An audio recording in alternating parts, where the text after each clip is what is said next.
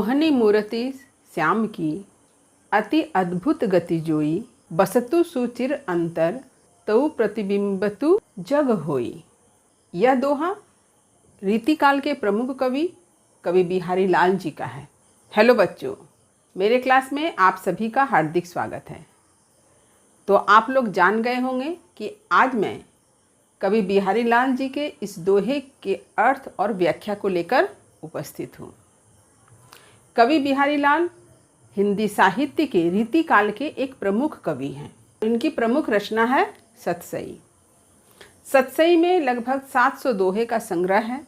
इनके दोहे के बारे में यह कहा जाता है, सतसैया के दोहरे ज्यों नाविक के तीर, देखन में छोटन लगे घाव करे गंभीर। इसके साथ ही साथ इनके दोहे को गागर में सागर कहा जाता है, क्योंकि इनके दोहे में अपार भाव राशि का सामंजस्य हम देखते हैं। इनके दोहे अपार भाव राशि को अपने में समेटे हुए हैं।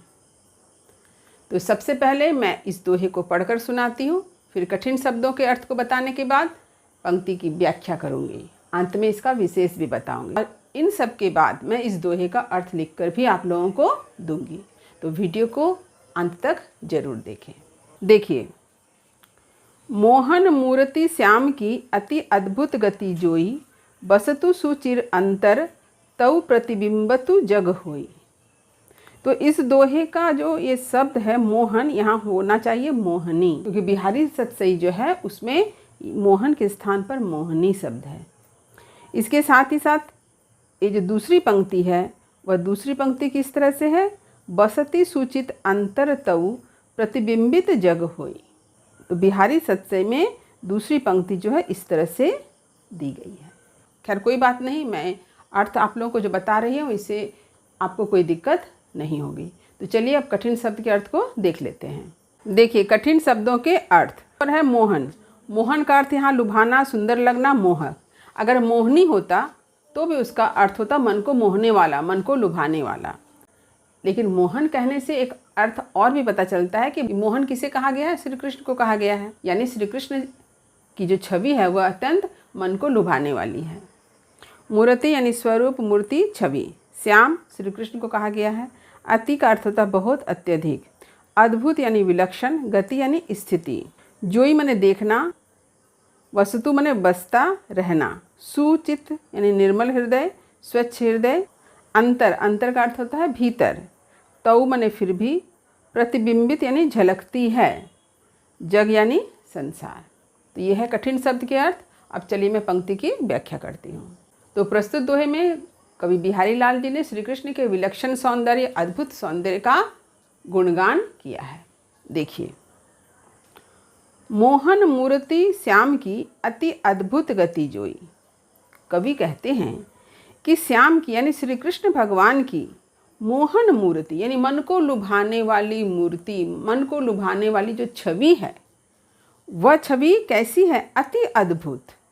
गति जोई, उसकी गति कैसी दिखाई देती है, उसकी स्थिति कैसे दिखाई देती है, अति अद्भुत यानी बड़ा ही विलक्षण, बड़ा ही अद्भुत दिखाई देता है। यानी श्री कृष्ण भगवान का जो सुंदर छवि है वह बड़ा ही अद्भुत है। क्यों अद्भुत है, देखिए। वस्तु सुचिर अंतर तऊ प्रतिबिंबतु जग होई। वस्तु मतलब बसता है, रहता है। सुचिर अंतर यानी सुंदर, स्वच्छ, निर्मल। अंतर यानी हृदय में, हृदय के भीतर जब श्री कृष्ण भगवान की छवि विराजमान होती है, बसती है, तो वह छवि सिर्फ हृदय तक ही सीमित नहीं रहती है। वह छवि क्या होती है, तऊ प्रतिबिंबतु जग होई। उस छवि का प्रतिबिंब जो है पूरे संसार में दिखाई देने लगता है। तात्पर्य यह है कि जब कोई व्यक्ति श्री कृष्ण भगवान के सुंदर छवि को अपने हृदय में धारण करता है, अपने हृदय में बसाता है, तो उस व्यक्ति को संपूर्ण संसार में, प्रकृति के कण कण में श्री कृष्ण भगवान दिखाई देते हैं। यानी ईश्वर सर्वव्यापक हैं।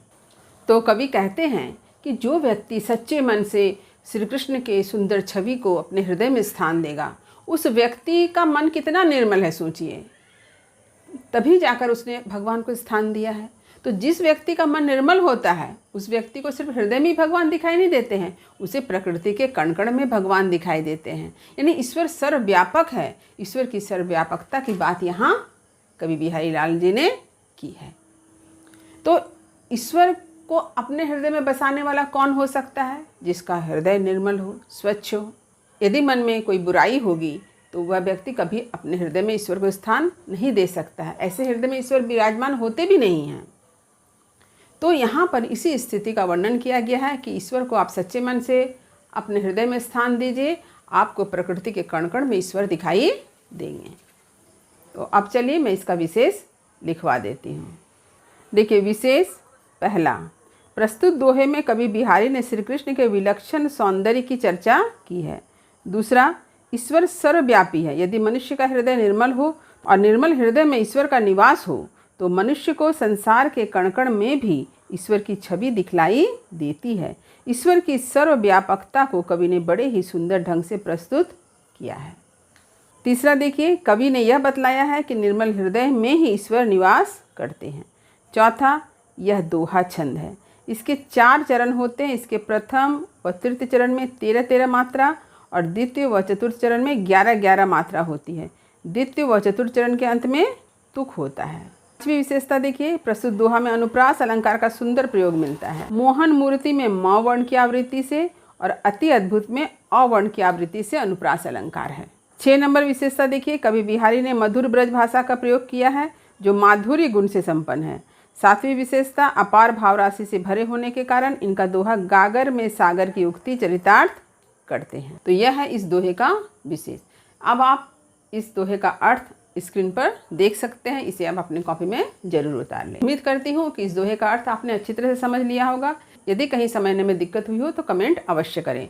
वीडियो को लाइक करें, सभी पढ़ने वाले विद्यार्थियों में शेयर करना ना भूलें। और जो बच्चे मेरे चैनल पर नए हैं वे चैनल को सब्सक्राइब जरूर कर लें ताकि हर नई वीडियो का नोटिफिकेशन उन्हें समय समय पर मिल सके। तब तक पढ़ते रहिए, जीवन में आगे बढ़ते रहिए। मेरी शुभकामनाएं आप सभी बच्चों के साथ है। धन्यवाद।